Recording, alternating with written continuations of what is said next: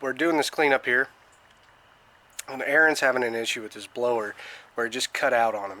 And he said, hey, can you take a look at it? And instantly I knew what it was as soon as I saw it.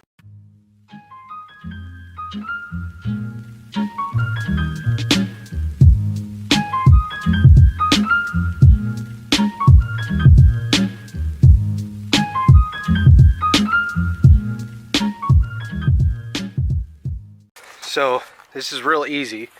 If your air filter, your carburetor's wiggling around, I've got this loose, okay? Tighten one top and bottom, pull this out. What you can see from the side, you're looking at this bolt here.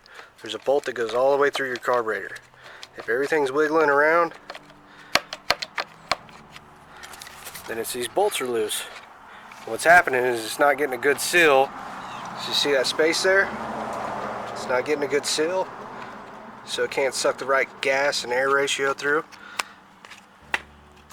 Very simple fix. We're going to tighten these up.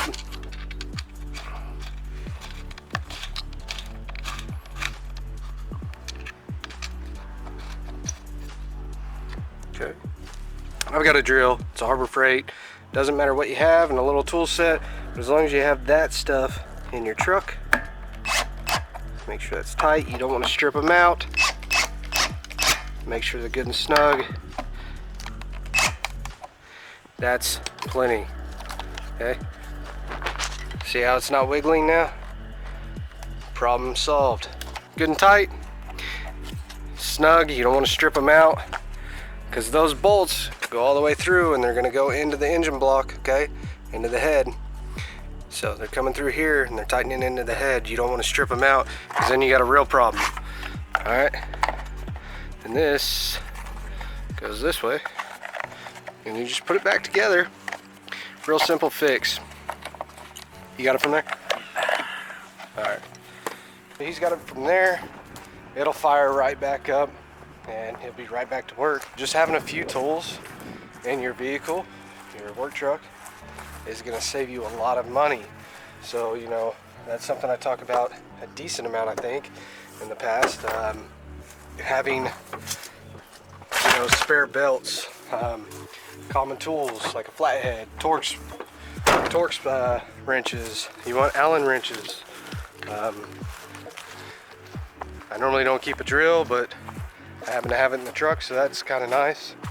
You just want some of those tools so you can solve a problem real fast, be back and rolling, and save yourself some money for repairs or whatever it might be.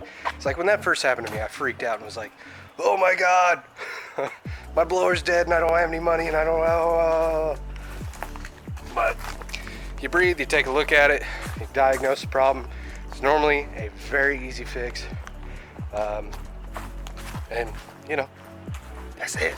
That's it. I gotta get back to work. Alright, so at this point we've already got the leaves onto the turf in the front and the back, and we're gonna pile the ones in the front up into a spot and actually use the truck to vacuum them up like we usually do. But in the back I'm going to mulch them and place them in a large hole. That kind of works real good. When I'm mulching them with the mower, you could mulch this on the lawn. There's enough turf area here. I prefer to vacuum if I can. It just leaves it a little bit cleaner, and you know, it's not great for the turf to leave a ton of leaves on a tiny lawn. So, you know, but if you wanted to, you could move all this to the driveway. I think leaves straight up on a hard surface is a lot better. You can move all this to the driveway and just spin in circles for about 4 or 5 minutes, and before you know it, you got a little tiny dust pile that'll fit in like half a trash bag. Okay, so in the backyard what I did is I blew it all out from the house, off the porch, most of it out from in here, and then away from the fence and down the side of the house. Now, this corner has a deep hole, so there's leaves there. I'm actually going to shred a lot of these up and put them in there and pack them down. I've been doing that for like 4 years. It's still deep. Since it's an odd shape, I'm gonna break this section up for the filming, and I'm gonna break that section up. That way you can see what I'm doing.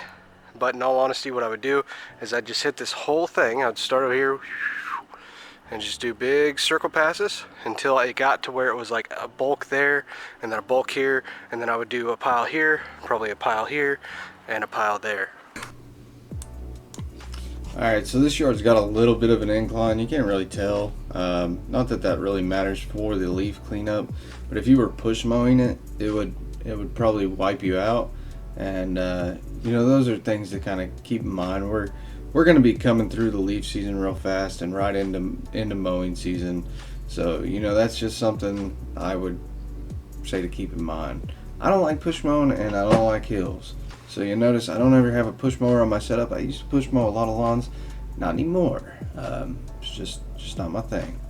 So I'm going ahead and I'm kind of plowing these into a bigger pile and just getting to where I can, you know, work them easier.